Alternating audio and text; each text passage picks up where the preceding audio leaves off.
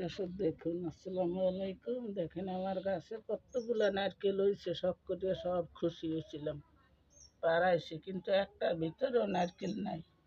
ভাগ্য, আল্লাহ পাক খাইতে না দিলে খাওয়া যায় না, এটাই আমাদের মানতে হবে।